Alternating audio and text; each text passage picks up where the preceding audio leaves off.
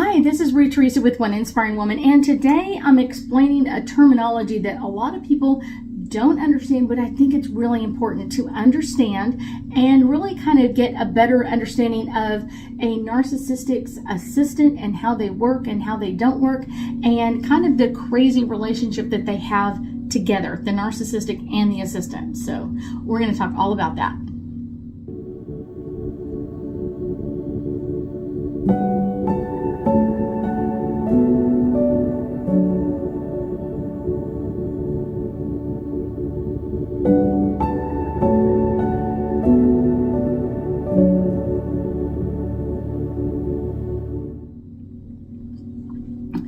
So really, I will tell you that there is a strange dynamic between the narcissistic and the assistant. And the narcissistic is usually the one that has all the negative energy, the abuse, and that could be physical, emotional,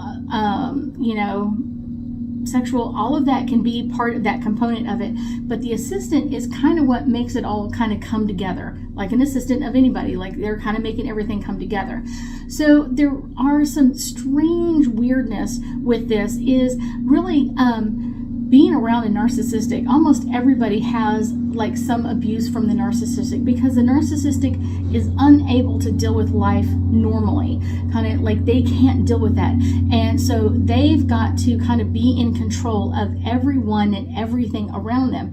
But you kind of think, like, in a family that could be anywhere from like 4, 5, 6, 10, 20 people.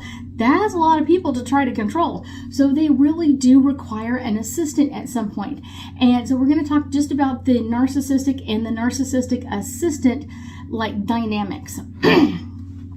So usually the narcissistic assistant and the narcissist are somehow either in a very deep relationship. So they're husband and wife. They could be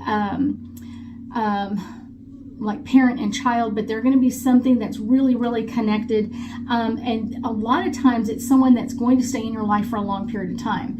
And it's one of those, the narcissistic, like I said, really requires an assistant to kind of help keep everybody in order. A narcissistic is always trying to keep control of everything around them, because it's the only way they feel safe. And so as long as they're controlling everybody, and I'm in control of who you're talking to, who you're not talking to, how you do this, how you do that, that sort of thing. And the narcissistic assistant usually is the one that kind of unknowingly is an assistant, and they don't really like, oh, let me apply for that job. It's just part of, they're trying to make things calm, peaceful, make things keep going in the family, kind of keeping everybody together. And usually that's the problem with the narcissistic assistant, is all they've ever wanted was peace and calm. The thing is, though, is they think what they're doing is causing things to get peaceful and calm, but it's actually causing everything to fall apart. It just kind of looks peaceful and calm on the outside. So kind of the relationship between the narcissistic and the narcissistic assistant is kind of all about this, kind of like the narcissistic assistant. Narcissistic is always controlling the narcissistic assistant and kind of telling them, like, well, if he did this differently, or I did this, or that person did something differently, then I would be better. And so they're like, ooh, let's get peace and calm. So they kind of go and manipulate everybody else around, but it's only kind of under the guise of what the narcissistic told them to do. And a lot of times, I will say, for the narcissistic assistant, they really don't understand what narcissism is. And they're kind of doing it, like I said, kind of like trying to bring peace to the family, or peace to the harmony, and all this kind of stuff. Like, it's like their lack of knowledge and remaining silent, through this abuse or not.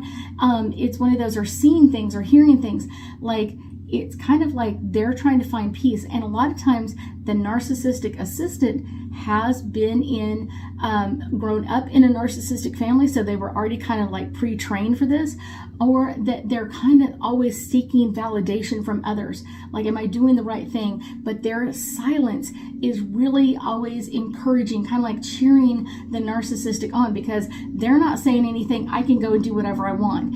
And because they're always asking for peace and calm, and if you do this, it's going to bring calmness and peace and all this harmony to the family, but it never does. It does for a short period of time, or for for an event or something like that, but it's never long term. And kind of their relationship between the narcissistic and the narcissistic assistant, a lot of times can come in with a lot of guilt and victimization. And it's one of those kind of like, the narcissistic will share like, I went through this, or I was, beaten as a child, or I was abused as a child, or something like that. And somehow the narcissistic assistant will be like, oh my gosh, almost the same thing happened to me. And so they're kind of like this guilt and like victimization kind of basis energy between the two of them. And so the narcissistic kind of like, well, if you do this, this will make me calm, and this will make me peaceful, and I won't have to yell and scream or whatever else. And so the narcissistic assistant goes out and kind of like tries to make everybody peaceful and kind of make everybody calm. And it's not the narcissistic's fault. It was something else that happened. It's kind of like they're always kind of putting the blame on someone else, usually the scapegoat in the family, but there's always an excuse for the behavior. This happened to them as a child, that happened to them as a child, and because of that, they can't deal with life, or they can't do whatever. So we need to be the best family we can be and put up with all this crazy stuff, because it's going to bring peace and harmony and happiness and all this kind of stuff. And like I said, kind of that crazy part about it is that narcissistic assistant is going to kind of feel like they're bringing kind of like this way of supporting the narcissistic, which is going to make them more in balance, which is going to make them stop abusing people or yelling at people or whatever it is. And they're always kind of grasping for that like hope of like things are going to get better, or things are going to be calm, or things are going to be peaceful. So that narcissistic assistant is always doing that. So kind of the way to figure it out is kind of like, who's asking for peace all the time in the family? That's the narcissistic assistant. The narcissistic is usually right next to them, and they're like, well, because I went through this, or because this was so bad, or because that was so bad. It's one of those, I'm just trying to find peace and harmony. And then a narcissistic assistant is like, yeah, let's do that. It's going to bring us peace and harmony. But it never does. Kind of the next way they kind of bring this energy in together is kind of like this fear-based, kind of like enabling them in a different way of kind of like bringing in this, it's okay, like if like no matter what I do, nothing's going to change this. So all I can do is support this and bring in a little peace and happiness to myself and the family from time to time. But it's almost the narcissistic assistant usually gets in that energy of like, why try? Like, what's the point of trying? And it's like, why talk to them about it? Because it's not going to fix anything. Why try to say anything? Why try to fix it or whatever else? And a lot of times that becomes like this devastating kind of like mantra for a lot of narcissistic assistants. Like, this is life, and for whatever reason, I can't leave them. So I can just, like stay here forever. Like, I'm stuck in this. And it's kind of like a very like caged in, like really like energy all the time. But I will tell you, a lot of times children that grew up in that abuse, it's kind of like that's all they know and understand. So it's kind of like, even though it's not happy or whatever else, it's like, so apparently they're like, well, all families, I grew up in a family like this, and then I married into a family like this, or my family I grew up in, and or whatever. It's like, this is the way it is. This is the way families are. So why try to fix anything? Just try to make the best out of what's happening. And that's kind of a lot of their energy. But I will tell you that narcissistic assistants, usually kind of growing up in a narcissistic setting or growing up in a very abusive setting, really almost confusingly thinks that the abuse is love, because that's all they've ever known. That's the only love they've ever known. That's the only love that they've ever understood in any of this. And so it's kind of like, this is love. Like, this is what I thought it was. I thought it was like, like on soap opera or whatever else, but it's not that. It's this. This is love. And so they constantly are trying to kind of like move into a kind of an abusive relationship with other people, because that's all they've ever known. They're not going to be the abuser. They're going to be the peaceful one, bringing in the assistant, kind of like calming things down, relaxing things out. And it's because, sadly, that's all they've ever known. And so it's kind of like, it may be, crazy or whatever else, but it's like, that's what I've known my whole life. So that's what we're going to deal with.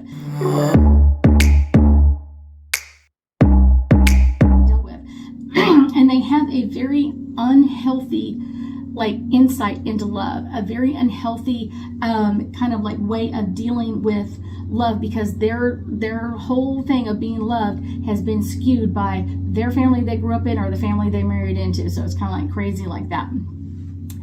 Kind of the last way that the narcissistic and the assistant kind of come together is a lot of times when this narcissistic assistant is kind of like, okay, none of this is working. I'm tired of this. I'm changing. I'm moving.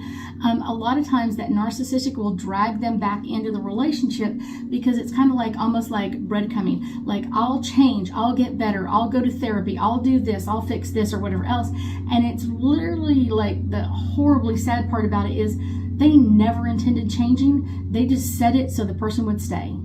And they kind of hover around them and making sure that they're kind of like back, and it'll go through a period of like this honeymoon phase that everything will be great for a period of time, but it's one of those, eventually it's all going to go south again. And so that's kind of the sad part, but they're like living, that narcissistic assistant is living for that honeymoon phase, that everything is okay and we're going to be all right phase. They're constantly living for that. The kind of the hope that they have is always like, I want to be peaceful. I want to bring this peace and level of like just like love and respect towards each other. But like I said, they're usually their idea of love and respect is very off-centered. So it's kind of like it's only calm for a period of time and then it goes again.